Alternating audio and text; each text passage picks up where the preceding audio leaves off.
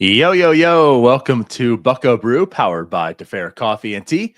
I'm your host, Anthony DiNardo. With me, we have Jim Rosati. Jim, happy Monday. Happy Monday. Good morning. We're back to our covering a Pirates series loss after the weekend. It lasted That's right. one weekend. Get our back to our winning ways. tradition. Yep, This series sucked. it did. Man, we were talking like there's a chance. If you squint hard enough, you might be able to find 2 wins. Paul Skenes always gives you an opportunity for 1. But Saturday, probably no go, right? Wheeler, Majinski. But hey, Friday, Andrew Heaney, maybe you get 2 wins. Sweep. Paul Skenes pitches a gem. We can't even win that game. That was one of the best starts. It was probably his best start of the year, and it was one of his better starts of his career. I agree. It's his first ever complete game. Mm-hmm. You know, Excited he about says there's that. he says there's an asterisk on it because it was only 8 innings, but still counts. But yeah, according to like the game score metric, that was tied for his second best start ever. How about that? It was a good start. Again, he was efficient. He went deep. Mhm. Obviously, it was just good in general, right? But again, he lasted 8 innings. It was a good start. It was a good lineup. Paul Skenes went out there and said, I am going to make sure we win. Still couldn't do it. This team. 23 straight games, 4 or under runs. 23 straight games, 4 or less. What was Ryan's stat yesterday? 41 of 47 games. Yeah. 4 or less runs scored. That's an incredible stat. I mean, that kind of just brings it to light. Like, this isn't just a bad stretch they're going through. No. This is who they are. The bad stretch is the 2025 season. Yeah, this isn't a stretch. This is a season-long dilemma. I just don't know. I don't know what to say. Like, Yeah. I get it. Some things with injuries and such, but also like you have to plan for those. You have to have that depth. And we heard about how this is the deepest this organization has ever been. Mm-hmm. It is tough. You know, it's not tough though, Jim. Fer Coffee and Tea is a family and employee-owned and operated business. They believe that coffee and tea are one of life's simplest and most accessible pleasures, and when enjoyed thoughtfully, can open your eyes to the here and now. They have 5 locations across the city of Pittsburgh, including their flagship in the heart of Pittsburgh Historic Strip District. To learn more, check out their Instagram page or head on over to their website at defair.coffee. Jim, you know the deal. As of right now, through the end of May, NS 930. That is NS9, the number's 30. You know what that does, Jim? What does it give you? It gives you 30% off your first purchase online. So you can go ahead and buy a subscription to coffee. You can buy a bag of coffee, buy some tea. You can buy, they have products, all kinds of stuff. 30% off. Go there to fair.coffee.com, NS930. Get your 30% off your first purchase. It's really good coffee too. It is. You can also go on our website and buy some merch too. Yeah. Oh, and also, since we're gonna be in town next weekend, I don't know if we've really announced this yet, but we'll do some promoting for it. But if you are in the Pittsburgh area next weekend, next Monday, Memorial Day Monday, Bucco Brew, it's going to be live from the Fer Coffee and Tea in the Strip District. So if you're in town, come grab some coffee. Let's talk some Buccos. We'll be doing a live show on location next Monday, after the tailgate Saturday, and then live show Monday. So that'll be a lot of fun. That's right. I'm excited. Good stuff. So yeah, we'll have all the details out here later to promote that. Is there a bug? There's a fly. There's like Ghost? a fly flying around in my room, and it's going to be bothering me this whole episode. I can already tell. That's going to make a nice drop here soon. Yeah. I'm going to cut that out. Any rates, yeah. So the Pirates suck. Are we done? No, let's talk. We have a lot to talk about today. Obviously, again, like this Philly series, which was just terrible. Paul Skenes pitching amazing. We have Ben Cherington. We always love to talk about Ben Cherington, especially when you're 15 and 32 in year 6 of a rebuild. There's been some news being dropped, Jim, potentially about Jared Jones we'll talk about. And of course, Anthony Murphy's going to come onto the show, give us some information about the farm, what's going on in the minor leagues, and we'll preview the Reds here. But yeah, I mean, to get back to the Phillies series, I want to ask what went wrong, but let's just replay all the past Bucco Brews we've had. What's gone wrong? The offense. The offense is just completely terrible. And like I said, I understand that there's some injuries that happen. Well, we're starting to get the reinforcements back. Spencer Horwitz is back into the lineup. Your boy Nick Solak's here. So all questions are going to be answered now, right? And what's wrong? They can't hit. Plain and simple, they can't hit. They're the worst hitting team in baseball. They have the least amount of runs scored in baseball. The Chicago Cubs are averaging almost 3 runs more per game than the Pittsburgh Pirates. Like they're Chicago almost Cubs that had no opportunity to be in first place this year. The Pirates are better. It's almost like it's just frustrating because, like, if you're a Steelers fan, right? Like watching the Steelers these past few seasons, offensively, they look like they're not even playing the same sport as the rest of the NFL. That's kind of what it feels like watching the Pirates now too. Is like I watch the Pirates and then I'll go, put a late game on. I'll watch the Dodgers or the Padres or the Diamondbacks or something. And it's like these guys look like they're playing a different sport than we are. Like they hit the ball. They put the ball in play. They hit the ball over the fence occasionally. Like, yeah, this offense is just completely inept. You had Paul Skenes yesterday throw a complete game 3-hitter, should have been a 2-hitter, but one of those hits was rolled a hit when it should have been rolled an error. And that's what led to the 1 run. And you couldn't get one single run. At no point did I think they were even going to score a run either.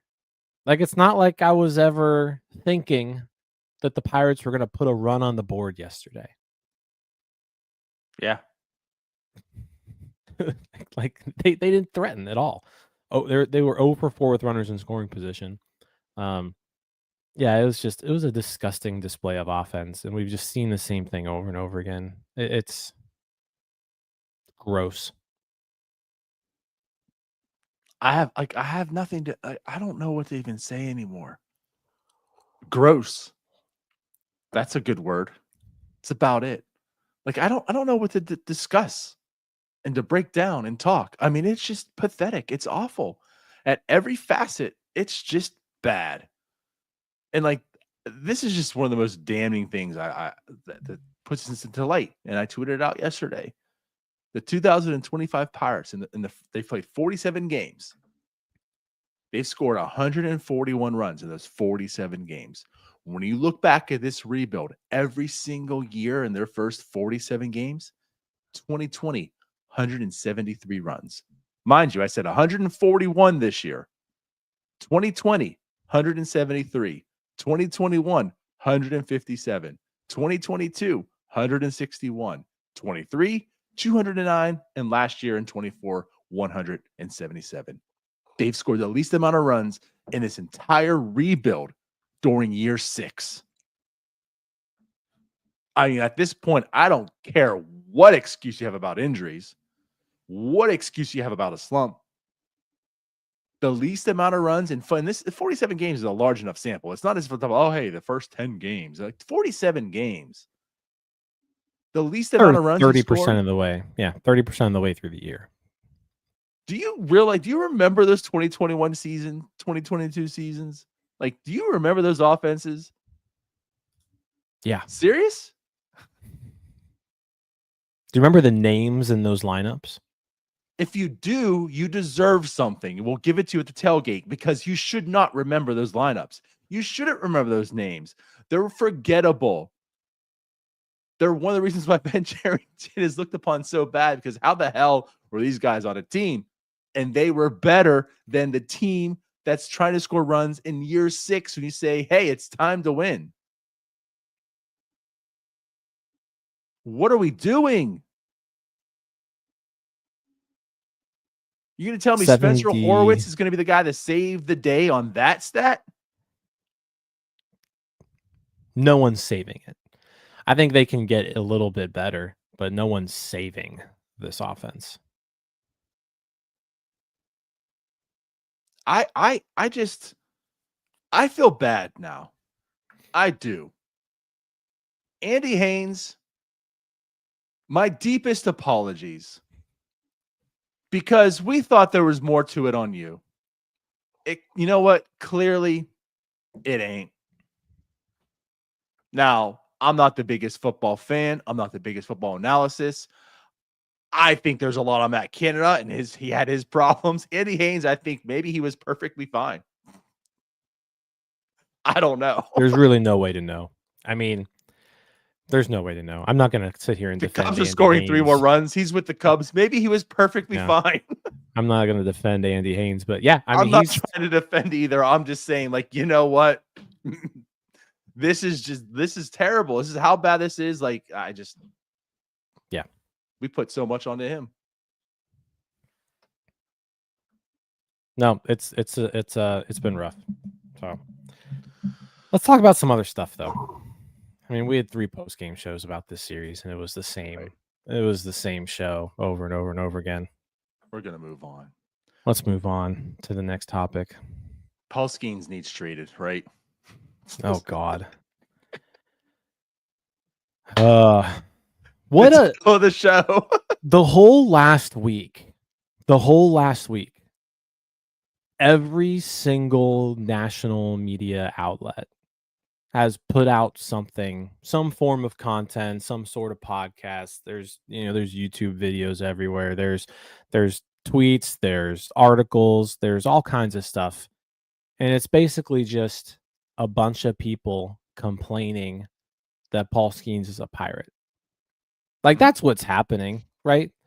I mean, whenever Gary Sheffield Jr. tweets out, Paul Skenes should have asked to be traded now so we don't have to waste 2 more seasons before that inevitable conclusion to the pit stop the Pirates are in any great player's career. That was a Gary Sheffield Jr. tweet. Nugget Chef from Underdog. The Pirates have no chance to be good with him. The conversation around him has already devolved into how poorly they're supporting his greatness. And it's bad for Major League Baseball to have the most important pitcher in a generation stuck on a team with no direction. The Pirates should trade Paul Skenes. Pat McAfee show. They asked Jeff Passan about it. And Jeff Passan, at least, I'll give Passan a little bit of credit here, where he at least was like, it's not going to happen, but teams are going to ask about it. John Boy, Chris Rose, Foul Territory, all these guys, they were all talking about this week. And it's just, I have a lot of problems with this. I have national writers and content creators every right to just crap on the Pirates, right? Mm-hmm. I think we do it, right? We do it, so they should be allowed to do it. But like, let's think for a second here. Paul Skenes made his debut just about a year ago. And you've already got all these people now saying he's got to be traded. He's got to be traded. He's got to be traded. There's a lot of reasons why it's just, 1, absurd, and 2, it's dumb. It's stupid to do it right now. 1, no team could offer you the value that Paul Skenes presents in a trade right now. It's just not even possible. Correct. Maybe like the Red Sox, if you did like Roman Anthony, Christian Campbell, and Marcelo Meyer. Like, but that's a That's not happening. Like no one's like the Red Sox aren't trading those 3 guys. That's probably like the only team I can think of where it's like, you know what, they probably have the guys you could do it. Just it's a stupid thing to think about. He's not a free agent until after the 2029 season. He's so good that you could just trade him in 2 years or 3 years, and you're still gonna get a ridiculously unbelievable haul for him. So, no, you're not trading him right now. He's not a free agent until 2029. Like, pump the brakes, back off, let us have our guy for at least a little bit. The other thing I wanna mention is, like, how messed up is baseball? Like, do you guys realize how messed up this is? That, like, this is the only sport where we can have a conversation like this?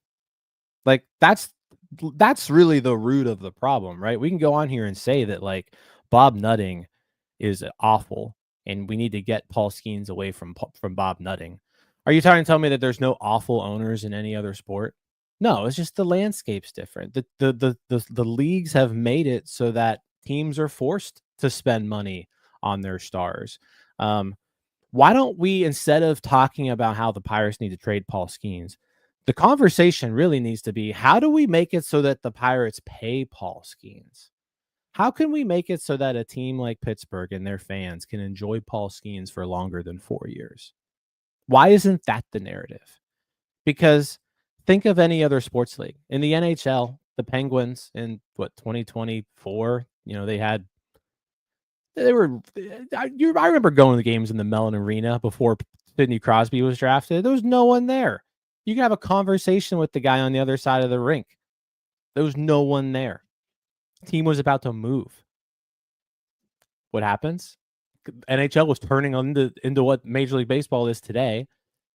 They lock out the players for a year. They put a system in place that keeps stars in where they're supposed to where they're supposed to be. And Sidney Crosby's a Penguin for life, right? And now Pittsburgh's this great hockey city. Not that they weren't before, but like Pittsburgh was kind of a dying hockey city there for a while. In the NBA, like do you hear people in the NBA say, "Oh, we've got to get Wemby out of San Antonio"? Like no one's saying that. Generational talent, probably the next like big guy in NBA. No one in the NBA is like beating the drum for Wemby to be traded to the Lakers or the Knicks. Oh, we got to get this guy out of San Antonio. They're not doing anything with him. No one says that. In the NFL, no one was like, "Oh, we got to get Patrick Mahomes out of Kansas City. We got to get Joe Burrow out of Cincinnati. We need to get these guys to the Giants or the Rams or the Cowboys."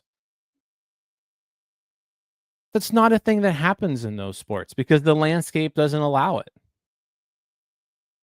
So, like, why don't we shift the conversation here and say, okay, how do we make it so that Bob Nutting has to spend money and keep these guys? There's one answer. And it's a conversation that none of the national people want to have because they're all in bed with the sports agents and they don't want to lose their sources. So I get that.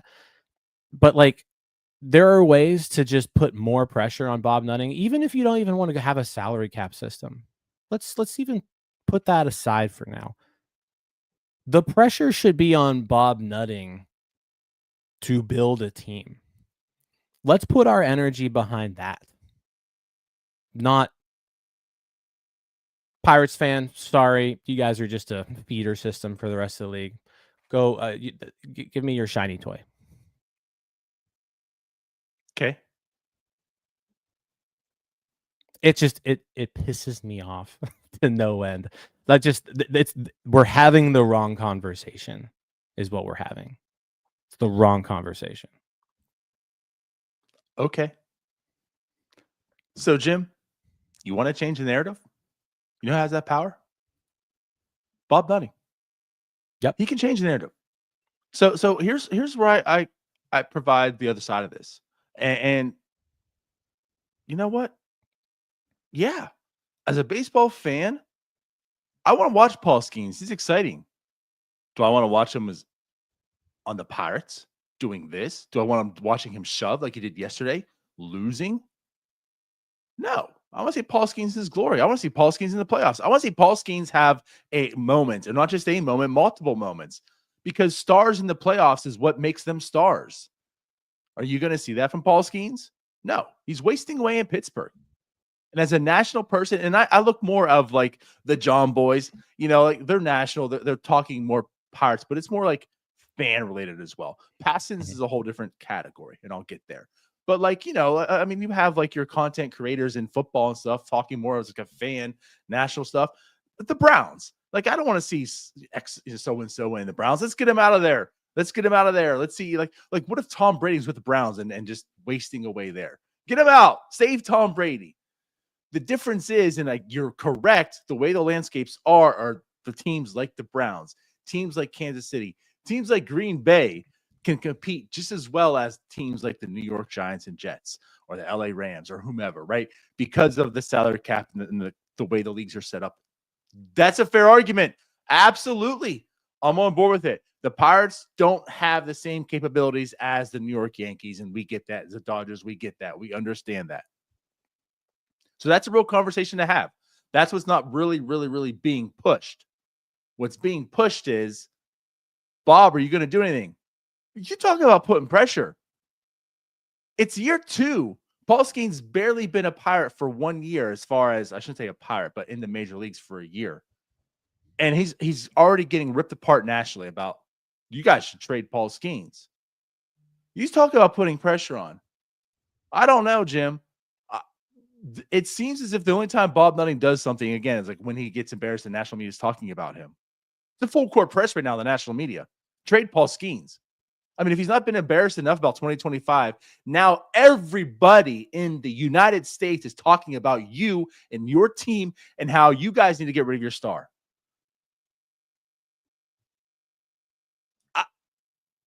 2023 to 2025 happened. National media loved the Pirates.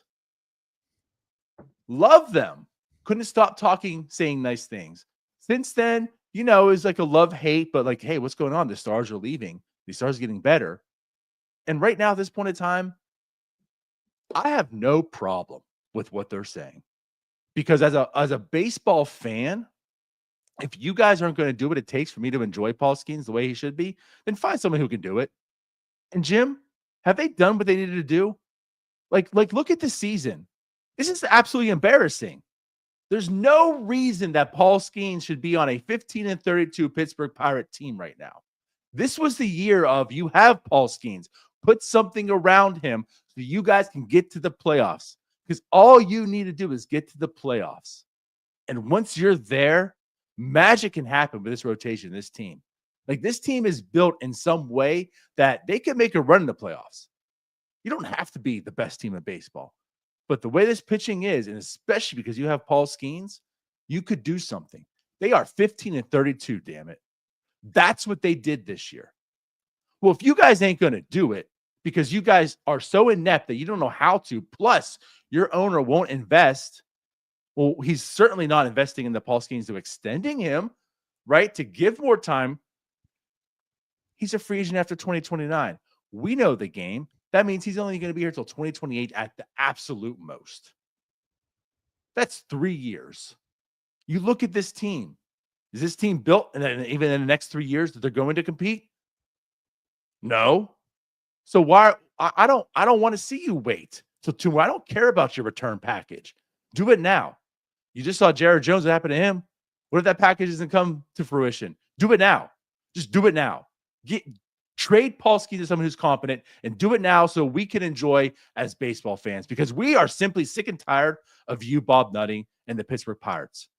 This is pathetic. You want to be the Cleveland Browns of baseball. So get that treatment. Be embarrassed. You're terrible at your job. You're terrible as a being owner. So deal with it. If you don't want to deal with it, change the narrative. The Kansas City Royals, they gave Bobby Witt Jr. how much money? The Minnesota Twins gave Joe Mauer how much money? Even the Tampa Bay Rays, we're not going to say his name for obvious reasons, gave that person how much money? The Orioles gave Chris how much money? Chris Davis. Like, you go down the Reds gave Joey Votto how much money? It can be done. You have a star player, it can be done. You refuse to do what you need to do, and then you don't build anything around it. So deal with it. You made your bed, Bob Nutting. You made your bed, Ben Cherington. If you don't like it, deal with it.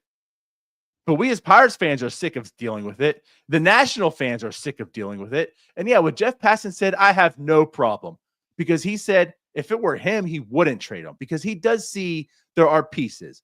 Like, there are pieces coming up to build around him. But if the Pirates are going to do what they knew they need to do that, to make that come to fruition, then trade them. And that's what I'm saying. They're going to get phone calls. If you don't have any intention of doing what it takes to do it, then trade them now. And that's probably the only way you're going to be able to build a competent team, because the value that he has, even though I agree with you, I don't think anyone's going to be able to give you the value, but at least you're getting as much as you can right now. That's probably the only way you're going to have to build a team. He's probably the only chip you have to make a competitive team. Sorry, you don't like it, deal with it. You brought this on to yourself. All you had to do is not be a 15-32 damn team in 2025. This is what you get. You should be embarrassed.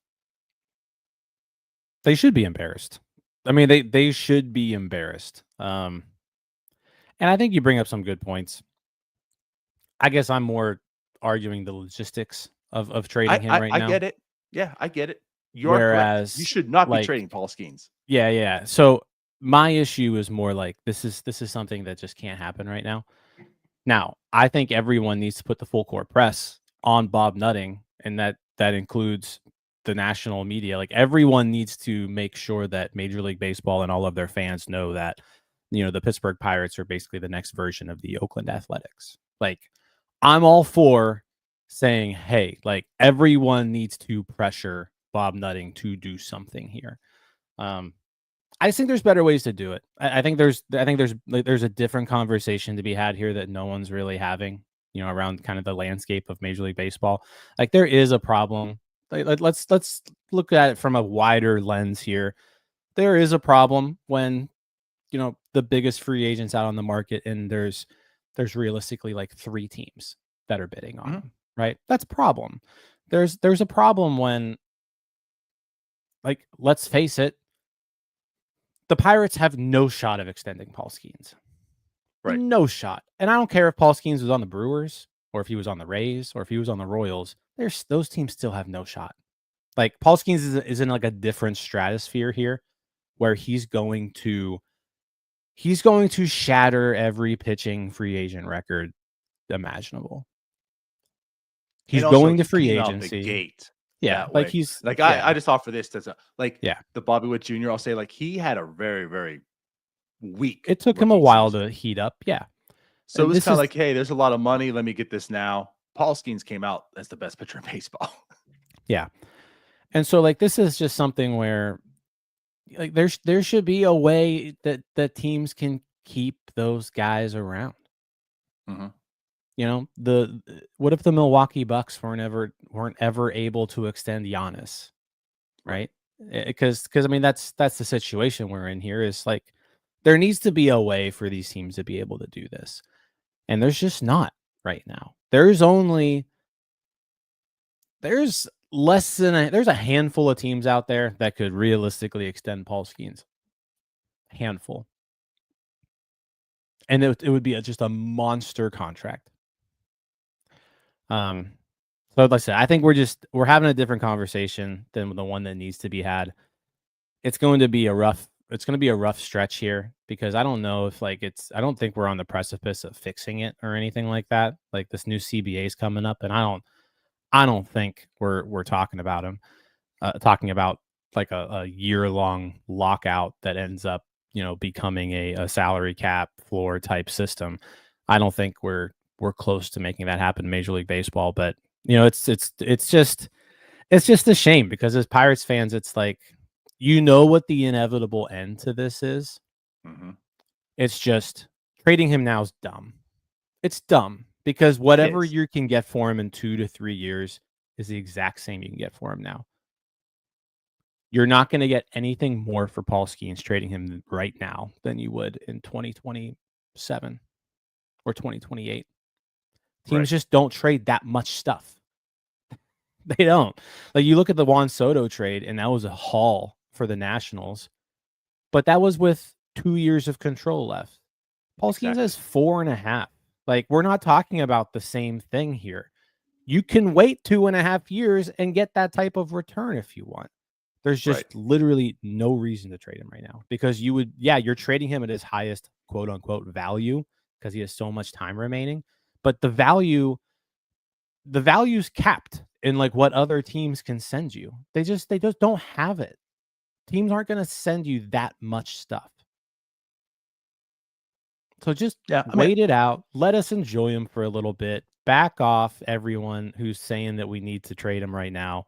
Back off. Let us have some fun for a bit. While we're here and we're having this conversation, like, maybe let's talk about some other things that are messed up and how can we make it so that Paul Skenes can stay a Pirate? What do we need to do to force Bob Nutting to do more? I don't know. Maybe start with the general manager who sucks, get rid of him, and bring in someone else who knows how to do the job. Because like that's where I think the attention needs to go right now, is like, listen, yes, a lot of pressure needs to be on Bob Nutting to do this, but we also need to put a ton of pressure on Bob Nutting to make a change to baseball operations, because we've had the same guy now for 6 years. He's whiffed on every single trade he's made. He brings in every single free agent who's about to have their worst year of their entire career. The guy's a disaster. Ben Cherington is a disaster right now. So, like, let's pressure Bob to make real changes that might affect this team. You got to bring in a new guy in charge of the actual baseball side of things, and then say, hey, listen, you brought in someone new. You've got to support him with some cash. Like, that's the conversation to be had right now. It's not let's trade Skenes. It's like, what do we do? Because we only have him for 4 more years. We can't waste another year with Ben Cherington at the helm. Can't do it. The dude has proven to be a colossal failure. He's got a lower winning percentage than David Littlefield. Did we think it could get worse than that back in the day? Yeah, you're it's gotten worse. Those fun figures yesterday. Yeah, it's gotten worse. So like, that's where I'm at right now, is just like, guys, shut up. Like, we're having the wrong conversation. That's all. Like, there's just trading him now makes no sense. We can trade him later and still get a ridiculous haul. So let's do what we can to try to build something around him for a couple of years, because the inevitable is going to happen. But happening right now is just, it doesn't make sense. Doesn't make sense. And like, I think some people are like, some people have talked about and realized that like, it doesn't make sense, but doesn't make sense. 100% correct. Again, it doesn't. I have no problem at all with what's been said. But with that being said, it also doesn't make sense, right? Like, they're not going to, for all those reasons. And that just is what it is. You're going to, Bob Nutting knows that too. For whatever reason, he's going to make money off Paul Skenes for at least next 2 years and still be able to cash in for the same amount that he could do it now. So yeah, it just doesn't make sense to do it. He's going to hold on to him. It is what it is. But put a damn team together. Go out there and try to win. Do it. Do it for the world. The world is looking at you, Bob Nutting. The entire world. Do it. All right. Yeah, we can move forward, though. I said what I wanted to say about that. I think you did too. But it is dumb in theory, rationally speaking. But I get it.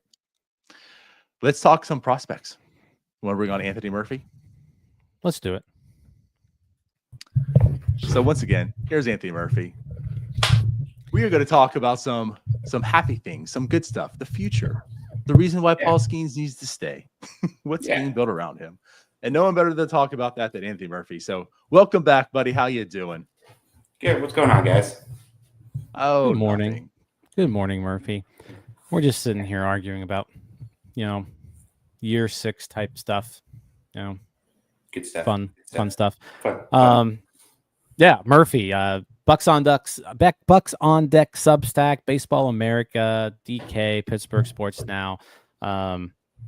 It was an eventful week in the minor leagues. I feel like there was a lot of good stuff that happened this week across the system. I was in Indianapolis over the weekend, and Indianapolis swept the Louisville Bats in a 6-game series. I mean, they're red hot.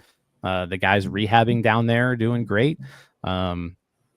The pitching looks solid. So that was a fun weekend there for me. But yeah, let's talk about this system. Let's talk about some people who had a really good week. Look good. People to watch. I mean, we could start with the guy that everyone's going to want to start with. Yeah, right there. I mean, like it or not, like he 12 hits last week, couple triples, 4 stolen bases. Like he has OPS over 800 right now. So for those listening and not watching, we're talking about Mitch Jebb. Mitch Jebb, Jim's favorite Mitch. Yeah, Jim's favorite. But yeah, I mean, like he's just looked good, and the difference this year is he's kind of just embraced what kind of player he is. It kind of felt like early in his like Greensboro tenure, he was, he kind of fell into the trap of maybe trying to sell out for a little bit of power while he was there. Not really doing that this year, just kind of doing what he does, and it's working. And he's Double A is the kind of level you kind of want to see it at. Now it's the type of profile that you kind of, yes, you get excited about it because he's doing well at the level you want to see hitters do well at, but also he's going to be the kind of guy that you just have to wait to see him do it at each level to kind of keep the thing going. So he's doing it here. Now you're going to want to see him do it at AAA eventually. And then even if he does it at AAA, you're going to want to see him do it against major league pitching. But like he's doing what he's supposed to do right now. And he's just hitting. I guess here's my question. And this is, like I said, I am rooting for Mitch Jebb. So I want everyone to know that. I'm very much rooting. I'm very much rooting for Mitch Jebb. It's just you have a financial stake. I feel like every time I see a Mitch Jebb highlight, it's like Mitch Jebb 3 for 4 with the stolen base, and they show the hits, and it's like they're all 90-mile-an-hour seeing eye singles through the infield, or there's like a bloop that turns into a double that skips past an outfielder, and it's like I see the numbers, and they're good. He's hitting 326, OBP of 417. The slugging is 395, which is way higher than it was last year. It's still not probably where you want to see it, but that's Mitch Jebb, right? Like, I guess convince me that this profile can translate. It's a profile, and I think we've talked about this before. It's a profile that has very limited room for error. Like but it's like an old school kind of approach. It's like, hit it where they're not kind of thing. It's not exit velocity based, and he's not going to light up StatCast. You're going to pull up Baseball Savant, and there's probably going to be a bunch of blue dots and blue lines all over his StatCast page, except the kind of, except the contact ones, except the whiff rate's going to be really good, and he's not going to chase. And it's something, like I said, there's not much room for error for him. He's not going to hit for power. So all of those hits, they're all going to have to not find outfielders. They're going to have to fall in. He's going to have to hit the gaps, that kind of stuff. So, I mean, if he does it at each level, then he just kind of does it at each level. So, yeah, I mean, I don't think you can really sell it until he does it in the majors, because, like I said, I just look at him right now and I think he's Ji-Hwan Bae with even less power. Mm-hmm. Like that's kind of what I see. He's Ji-Hwan Bae who can actually play center field, and not just Bae. He goes out there, he makes catches because he's super athletic and super fast, and that makes up for his lack of like instincts and the routes and stuff like that. Mitch Jebb can actually go out there and like he can actually play a decent center field, and if you go out there and run and have plus speed and play good center field, and you have great contact skills, I think you at least get a chance. Like I was looking at Fangraphs the other day, and he had like a swinging strike rate of like 5%. So like he's making contact like 95% of the time. He's got an end zone contact rate of 94%. Yeah, I don't know what Bays was when he was around that level and stuff like that, but like I mean, you're making that much contact in the level that you kind of want to the real test for hitters and stuff like that. I mean, that's got to be at least something. Bays was 91% in Double A at a younger age. So like I guess that's just my thing is I've got like I guess maybe I have like G1 Bay PTSD here. I mean that kind of profile is like, you know, if you're not like a Stephen Kwan and it like translates to where you're hitting like that, and it's either you're really good at it and it really works out well for you, or it just doesn't work. Mm-hmm. It's not much. I mean, it's just like I said, not much room for error with it. Yeah, I mean, and like I said, I mean, the guys exist out there. Like Luis Arraez exists, Jacob Wilson exists. Like guys like this exist. I think both of those guys probably still have more power than Jebb, which probably again, like we didn't see the that margin for Wilson until this year. Yeah, so like the margin for error, like you mentioned, is a little. I guess that's my biggest concern here. But yeah, I mean, so far, crushing it in Double A. So good stuff there. What else we got? Connor Griffin. Connor Griffin is just like he's on fire right now. Like he was, I think he has 4 straight multi-hit games. He had like 3, like a 4-hit game, a couple of 3-hit games. Only 2 hits, like, you know, only 2 hits yesterday or on Saturday. But like he's just destroying the baseball right now. I think the only thing that I'm at right now is like he hasn't walked since like April 20th or something like that. And I guess that's April 20th was the last time he's walked. Which I mean, why walk the aggressiveness? Yeah. Which that works well until you get to more advanced pitchers and they're like, he's just going to swing the entire time. Okay, well, you're not going to see a pitch in the strike zone and see what you do there. So, but like he's come every bit as advertised when it comes to like the tools part. Like, I mean, he had a foul ball that doesn't register on StatCast, but I was told it was like 117 miles an hour off the bat. Nice. He is. I think the speed always stands out as more impressive to me than like the power. Like I see him run the bases, and once he gets like fully going, like man, it's just like it's like he's not even on the ground. He's just like flying in the air, kind of thing. So like, it's impressive. Go ahead, Donardo. So let me ask you something, because of course we get the people that are saying call him up, right? And I understand why, but that's not going to happen because he's going to strike out 90% of the time. What is it going to take for him? What do you want to see from him to get to the next level from what he's doing right now? Well, like, what are some of his opportunities?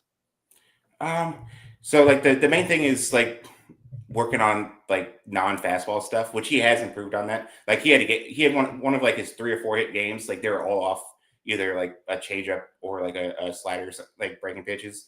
So I mean, he's taking good steps on that. Just kind of more consistency with it. Just more opportunities defensively. And then the walking thing too. I would love to see him draw a couple walks.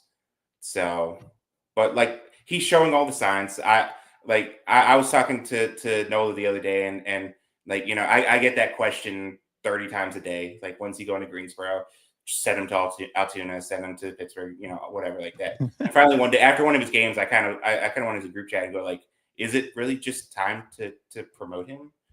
Like realistically, how close are we? And like, I was reminded like last year, like when Charles McAdoo was having like that was tearing up Greensboro. They waited till like the first half of like the minor league season was over, and then they immediately shipped him to Altoona. Like they don't usually promote prospects like midweek, but they promoted him midweek as soon as the first half of the season was done, and Greensboro locked up a playoff spot. He was straight to Altoona. So historically, maybe look at something like that. I wouldn't say that it's the same situation, but So does the Makes Florida sense. State League operate in that same way, where it's like first half champ, second half champ? Okay. yeah. I wouldn't say Bradenton's probably in like I think they're like 5 or 6 games under 500, so they're probably not like competing for that. But like Greensboro's like in first or right around there, so they're probably fighting for a thing. So they could send a couple players maybe to Altoona once the first half is done, and then that would create like a opening for someone from Bradenton to come up. Yeah, I think the impressive piece with Griffin, it's not even just the numbers. It's like he's the anti-Mitch Jeb, right? Like Mitch Jeb is the one with the seeing eye singles that are getting through and the bloops, like whereas Connor Griffin is just crushing the baseball. Yeah. The batted ball data for someone his age, it's incredible. He'd probably be the second hardest hitting player on the Pittsburgh Pirates right now behind O'Neal Cruz, like just based off of exit velocities and things like that, which is insane to think about for a 19-year-old. I think what's just exciting to me is, you drafted him. He was the number 1 high school bat. And you're like, hey, he's got a long way. The hit tool is the thing that's, a little shaky here, but athletically, he should be able to play shortstop or center field. He's got the speed. And you're now seeing like the power is great because, I mean, if he's doing this at 19, like I can't even imagine what he's going to look like at like 22, 23. And the hit tool it seems to be coming around a little bit. I haven't been this excited about a hitting prospect for the Pirates, and I can't even like remember when. He's doing all of the things that you would just love to see a top hitting prospect in baseball do. Like if the Pirates were ever going to have a top 5 prospect in all of baseball, like this is what they look like. These are the kinds of things that they do at the age that he is. So it's exciting. And I'm interested to see what happens next. I tend to agree with you. I think they're going to keep him in Bradenton for a little bit longer. There's obviously still some things to work on. But I gotta imagine he's in Greensboro by sometime in July, at the latest. I don't think an extra month in Bradenton is gonna, or I don't think sending him to Greensboro now speeds up the clock to him in Pittsburgh to any point to where it's worth it at this point. So let him do that. Let him play shortstop a little bit more. Which I think he's looked great at short. I don't think there's I think some people, when they started throwing the center field question out there, some people maybe thought that like that meant he couldn't play shortstop. But like it's more of a where do you get more value out of him long term? And I do think he probably would be a better center fielder than he would be shortstop, but I still think he'd be at least a league average looking shortstop in the majors, which compared to some of the other shortstop play that I guess the Pirates have gotten a while, I think you would take league average. Sure. I think so too. Yeah. All right, before you go, one under the radar name that people need to start paying attention to if they're not. I mean, maybe not under. I mean, I'm getting closer to starting to buy into the Esmeralda Valdez, Javi Rivas thing. Okay. Especially someone like Valdez. He only struck out twice last week. The swing and miss is looking. I think Rivas still has the strikeout rate is down for Rivas, but I think like the swing and miss is still a little bit there that I would be maybe a little concerned in AA if he'd fall into some older habits. But Valdez, the bat looks legit. It's a question of is he going to be able to play outfield to not be a first baseman kind of thing. Yeah, Valdez contact rate last year 57.3%. This year 74.1. Yeah, that's a pretty crazy change in the span of a year. So Actually, last year was 69.5. Year before was 57.3. But I mean, 74.1. You're basically league average at that point. Yeah. Which, like I said, that was the thing holding him back. It's just Valdez is a guy where like he's going to have to crush the ball to give you value, and he's crushing the ball right now. So 11 homers on the year. He's at a 168 weighted runs created plus. And looking at the highlights, like a lot of those homers, like those aren't just like Greensboro specials or anything. Like No, he's he crushing. gets every bit of them. He hit one like I think he was like Winston-Salem, and he hit one like out of the ballpark.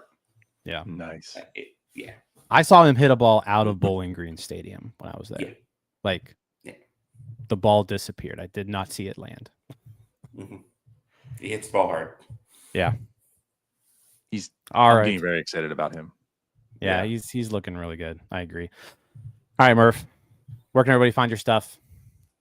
Bucks on Deck, Substack, daily features. I have a bunch of stuff that I'm working on for my Greensboro and Bradenton trips. I'll have like a nice little piece on Javi Rivas on Wednesday, I believe, Wednesday or Thursday. Kind of breaking down. He made an interesting little change at the plate, and that's kind of what helped set everything off. DK Pittsburgh Sports. I'm going to be sending in my next Baseball America article within the next couple of days, so you can be on the lookout for that. Cool. Everybody in the comments. So John talk about Rivas Wednesday. Look for that. Bucks on Deck. Yeah. Yep. All right. Thanks, Murphy. Appreciate you. And hey, let's keep watching Mitch Jeb do Mitch Jeb things. Absolutely. There it is. All right. Guys. See you, man. All right. Bye. Thanks. Some refreshing news. Things are going really bad at the major league level, but there's some people to get excited about in the minors. Cody put out a nice video too. If you follow us on TikTok or look at our YouTube shorts or Instagram, put in a nice 2 to 3 minute video just kind of highlighting a few of the minor leaguers. So check that out if you haven't. Yeah, I mean, there's definitely a lot of interesting parts right now. So definitely give that. And again, that's on the hitting side. Shut up, Jim. They're interesting. Mitch Jeb is interesting. I'm interested. Now, I don't know if it's going to work out either, but I'm interested. I'm more invested in the fact that it's the whole Jim thing. Here's the thing. Like, it's going to be hilarious if he ends up being a good player. Which I would love it. Would love it to happen. Yeah. It's just I'm going to need convinced that it's going to happen, and I'm going to need convinced at the major league level. Like I don't think I'll ever be a true believer until I see it at the major league level. So that's the rational thought. So this is kind of like the Skenes thing. Like that's the rational thought. That's the correct thought. But for me, because I know what it's going to do for you, totally irrational. I can't wait. I'm loving it. I want it to happen for those reasons as well.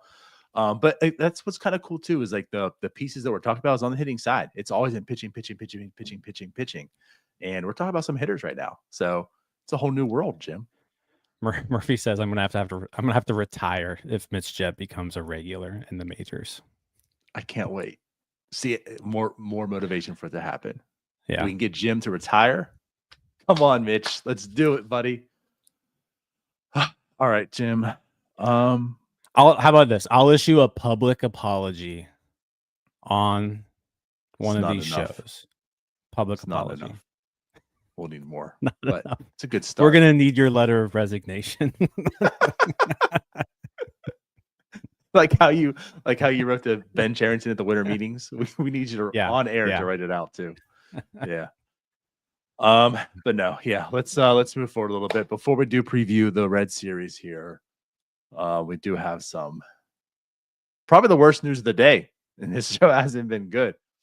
But yeah, John Parada reported last night that from two sources, he hears that it's very likely nothing's being done yet. And Alex and Noah kind of confirmed that Jared Jones is meeting with a doctor here on Tuesday, but Parada's reporting it's very likely that it looks like he's going to need Tommy John, and that's probably the direction he's going. So we'll get the news, of course, probably after he's meeting on the doctor on Tuesday, but seems as if he's probably heading towards Tommy John. Jim? Yeah. So like little peek behind the curtain here. I heard through the grapevines last Tuesday that there was a bad medical update from for Jerry Jones. Right. I didn't know how bad it was. I was hoping it wasn't this bad. And then yesterday, John Parado comes out, says he's got 2 sources saying that he is likely to undergo Tommy John surgery on his UCL. So that sucks. Because now at this point of the season, it means not only are you lost for 2025, it means you're lost for 2026 too. Like if you get Tommy John surgery in May, you're out for all of next year. So like that was the original report. Alex Stumpf, Noah Hiles, Greg McAfee, all 3 of them came out later and said, it hasn't been decided yet that Tommy John is going to be the way to go. He's seeing Dr. Keith Meister, who's kind of like the Tommy John. He's like the new Dr. James Andrews, if you remember James Andrews back in the day. Mm-hmm. But Keith Meister, he's meeting with him on Tuesday for like kind of an evaluation. It says surgery is an option, but nothing is decided as of right now. But this isn't a good sign. It's not a good sign at all. And it sucks because, you were kind of hoping that you were going to get this dream rotation of, Skenes, Chandler, Jones, Keller. Pick another guy. Like you thought you were going to get this dream rotation, and it's just doesn't look like it's going to happen. How many weeks did we have? Even just Paul Skenes, Mitch Keller, and Jerry Jones together all at the same time. Not a lot. 8. Yeah, 8 weeks, if that. And that's probably going to be it. Because let's face it, the writing's on the wall with this team that like Mitch Keller's looking like a pretty good trade chip. Come deadline time, and you're looking at his salary and stuff. So yeah, it sucks. It just sucks. Because like you saw how good he looked when he was on last year. And having a pitcher like that is good to have in your rotation. Luckily, the Pirates have a pretty deep stable of arms back there. I mean, they've been without him all year, and the pitching has been pretty solid. As far as the rotation goes, I wish they would stop throwing a middle reliever as a starter. I wish we'd stop doing that. But yeah, bad news on the Jerry Jones front. Sucks. I agree. I won't go too much further into what you said, but I just want to add this because it's a great question. Like, is there any reason why you couldn't have done this in March? And there's a lot of comments that were being made. Like, of course, the Pirates they waited this long to do it, and like you mentioned, like 2025 is gone, but 2026 is probably in jeopardy as well. I mean, if there is a return, it's going to be like, he could maybe be ready for the playoffs if there's. Playoffs. Yeah, I mean, he's done. 2026 is done probably. Again, probably. There could be a return late, but again, that's best case scenario. So you've essentially lost 2 years of Jared Jones now, and he has a full year because he started him day 1 last year. So like that's also too like his time here is ticking. Like how many years arbitration eligible the next time he pitches? Yeah, like how many years of Jared Jones are you gonna have in a Pittsburgh Pirate uniform as well? Mm-hmm. He hasn't pitched much so far, so like that sucks. So like why couldn't you have done this? And it just sucks. There's no one in the wrong in that sense. It just is what it is. I mean, obviously, if he was revamping and pitching, it wasn't torn. They said it wasn't torn. You're not going to have a surgery for something you don't need. Again, like you don't have Tommy John surgery to repair. You don't preemptively have Tommy John surgery, right? Yeah, right. Yeah. So like, you can't blame the Pirates here. Something clearly happened in the revamp when he was back to pitching and such that they're here now. Possibly it looks like it probably is torn now, but he needs it. So you're not going to have the surgery when you don't need it. Now it looks like he needs it. It just sucks. You can't really blame the Pirates. It sucks. Yeah, this is I saw a lot of people kind of with this take last night, and that's I'm not a doctor, but I am married to one. It's a perk. But and she says the same thing. Like, you can't have Tommy John surgery on an elbow that isn't in need of repair. So like what they did was the right thing to do in that situation. It wasn't a torn UCL at that time. There was a sprain, which means there's a partial tear, but it means it could heal with rest. So the greatest doctor in the world when it comes to elbow injuries said, no surgery. Let's rest, try it again, and we'll reevaluate.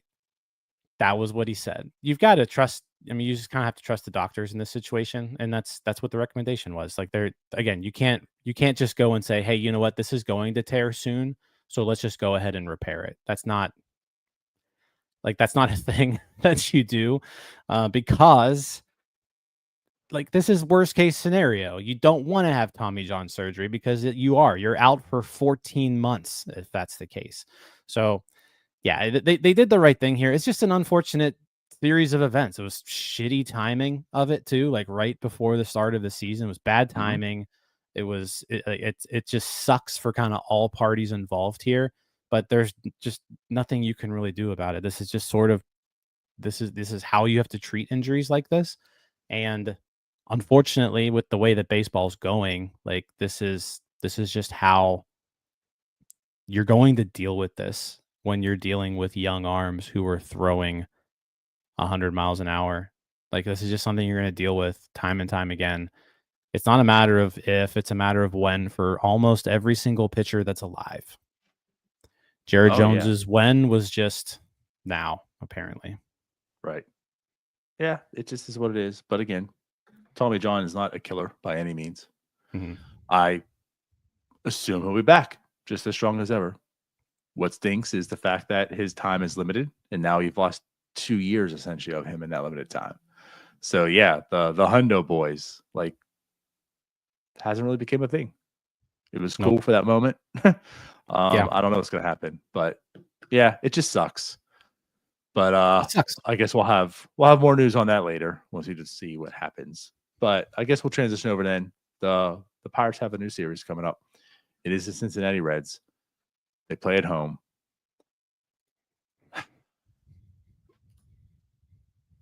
I don't know what to say, except that they can't lose a Paul Skenes start this time. So there's that. What do we got going into the Red series, Jim? Obviously, the Reds aren't anything spectacular this year either. They are 24-24. They're kind of about what we thought they would be, right? They're going to have around 500. They have the potential to be better, but they're 24-24. The Pirates are 15-32. What we got? Yeah, I remember when we were facing the Reds a few weeks ago, and it was basically just winners not in last place anymore. The two teams kind of went opposite directions. Like, the Reds kind of started winning a little bit more right after that. The Pirates just kept losing. The Reds are now 8.5 games ahead of the Pirates in the standings. They're in third place, 24-24. Yeah, they're right. I mean, you kind of thought going into this year that the Reds were around a 500 ball club, give or take 2 to 3 games. So they're kind of pacing to be what you thought they would be. Offensively, there's not a whole lot of like scary people here. Ellie is Ellie. Named to just kind of watch out. Like, Will Benson has been on fire here the last couple of games. I think he's homered in 4 straight. He has 5 home runs in his last 4 games. I can't imagine that continues very long, but he's a hot bat right now for the Cincinnati Reds. And they just called him up a couple weeks ago, but he is just he's in a really, really hot stretch right now. Pitching wise, I guess you miss we miss Hunter Green. You miss Hunter Green. Well, he's injured. You miss Andrew Abbott too. So that's good. Like, you miss those 2 guys. But like, Lodolo's having a good year. Nick Martinez is having a good year. Brady Singer dominated us the last time out with his 89 mile an hour cutters or whatever. He's had a good year. I think he had like 1 game implosion, basically. Yeah, he's got a 5.01 ERA, but Yeah, he had like 7 Yeah, run for the game most against part, it was Houston. just one really bad game. But yeah, it's who knows. I feel like these two teams are more evenly matched than the records give them credit for. But the Reds definitely have some better hitters than the Pirates. Like Austin Hayes is having a good year. Gavin Lux is having a decent season. They've got some guys who aren't, like Spencer Steer isn't doing what you thought he'd do. But yeah, I don't know. You gotta start winning some games, and this is a winnable series against a team that, I mean, like the Reds aren't the Phillies or the Mets. I mean, that's true. Yeah, these are if you can't as win much this as that series, series sucked, the Pirates could have won. Again, like they could have won a couple of those games against the Phillies. Mm-hmm. You can win some games against the Reds here, especially at home, right? So yeah, I'm with you. It just I don't know. Like I don't know how to evaluate this team. What's going to happen because they just find ways to be inept. Because you are right. Like the team is better than being 15-32. I mean, they are better than that. This team is much closer to being the Reds than they are being the Colorado Rockies. You'd hope. Well, I think so, right? But, like the standings don't say should that, be but on you would paper. hope. Yeah. Right. But they're just not playing, like you said, like Benson's playing well right now. He's hot. Like the Pirates are the opposite of that. They just aren't hot. They aren't playing well. So I don't know what to expect. I don't know when they're going to finally come out of this funk that they're in, the season-long funk that they're in. But hey, Connor Joe revenge game. He's back. He's with the Reds now. They picked him up last week, and so far in 16 plate appearances, he's batting .400 with a 166 weighted runs created plus. So Connor Joe returns. There's that. We want to get the video. You gonna get the video, Jim? What video? For Connor Joe returning to PNC? Oh, Connor Joe tribute video? Yeah. No, I don't think we get a Connor Joe tribute video. No? Okay. He was a Pirate for 2 years. Yeah, I don't. Maybe 3 years. You get the 3 years is the cutoff for a video. Gotcha. All right. But no, it does suck. Austin Hayes is having a tremendous year. He's cooled off a bit lately, but geez. I feel like of all the outfielders we talked about for this offseason, like he was like the one we didn't, and all the others are having terrible starts of the year, and Austin Hayes is just tearing it up. But yeah. And so is, like you said, that Gavin Lux. Also cooled off in May, but yep. No, I mean it's I think they're two. The Reds have good pitching too, but their bullpen for the most part kind of stinks. Pagan's having this season where it's been really, really good, but he's gotten shelled the last couple times out. Gave up 4 runs against the White Sox. Yeah, so just win some games. That's all. Win some games and score some runs, please. Like none of these pitchers should scare you. Nick Lodolo, Nick Martinez, Brady Singer, like they're all major league pitchers, but like hit the ball. Yeah. Well, on the other end, Mitch Keller, Bailey Falter, Andrew Heaney take them out for the Pirates. All 3 of those are very capable. Well, we see that all 3 of those can go out there and win a game. Mm-hmm. Bailey Falter and Andrew Heaney did very well last time. So yeah. Oh well. It'll be hopefully a good series. It's a big stretch for Mitch Keller in the next couple months too. I mean, like I said before, it sucks to even talk about it, but like Mitch Keller's probably getting traded. Everything they're talking about with Paul Skenes, yeah, that is Mitch Keller right now. Yeah, that's Mitch Keller. He's got 3 years left on his deal after this, and you know it starts going up a little bit starting next year. Just looking quick payroll wise, he's making 15.4 million. No, he's making 16.9, 15.4 this year, but then 16.9, 18.4, 20.4. So still very affordable if you're a real baseball team looking for a middle of the rotation arm.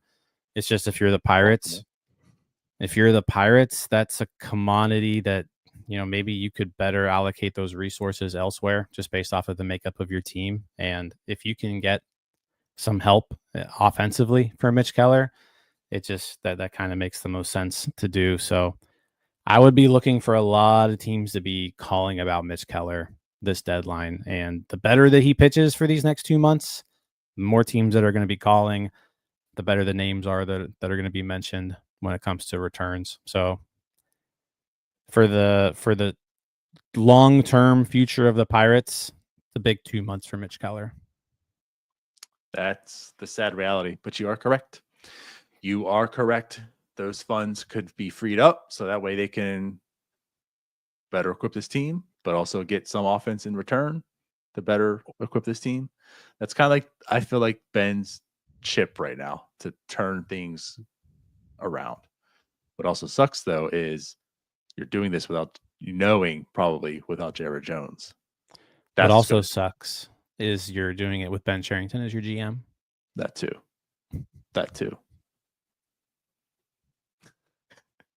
But you don't have to. You don't have to, Bob. You can make the decision. Bob. You can do it. Pull the plug, Bob. Pull the plug. We out of here? Yeah, let's get out of here. All right. Let's pull the plug on this episode. Let's do it. We'll be back for the post-game show tonight. And then, as you know, we've been saying it time and time again. If you haven't already, RSVP for the live tailgate. It's in the description. We'll see you guys on Saturday. We're going to have a good time. Paul Skenes should be starting Saturday, too. He lines up for Saturday. So come have fun, hang out with us, talk some ball. We got free Permanis. It's BYOB, but we'll have, non-alcoholic drinks there for you if you don't want to partake. But yeah, come. Gold Lot, there's a link in the description. Go there, RSVP, free food, come hang out. And yeah, let's watch the Pirates, Paul Skenes. Let's see them win on Saturday. There you go. I'm excited about that. Season turnarounds at the tailgate. I'm excited to see every single one of you guys too that come out. Not Jim. And live Bucco Brew on location at the fair on Monday morning. We'll put out some more details about that. But yeah, come to the fair on Monday and come hang out. We'll be talking ball there too. That's right. All right, let's get out of here. We love you guys. Appreciate y'all. Bye-bye. See you guys. All right, that wraps up this episode of North Shore 9. Thanks so much for tuning in, whether you're listening on the podcast or catching us on YouTube. If you enjoyed the show, please give this video a thumbs up, and don't forget to hit that subscribe button if you haven't already. It really helps us grow. And if you're listening on the podcast, a quick review goes a long way in helping others find the show. Plus, be sure to tell a friend about us. There's always room for more here in the NS9 community. And for those looking to support us a little more, consider joining our Patreon, become an MVP member, and get exclusive perks while helping us continue to bring you more of the Pirates content you love. Thanks again for all your support, and let's go Bucks.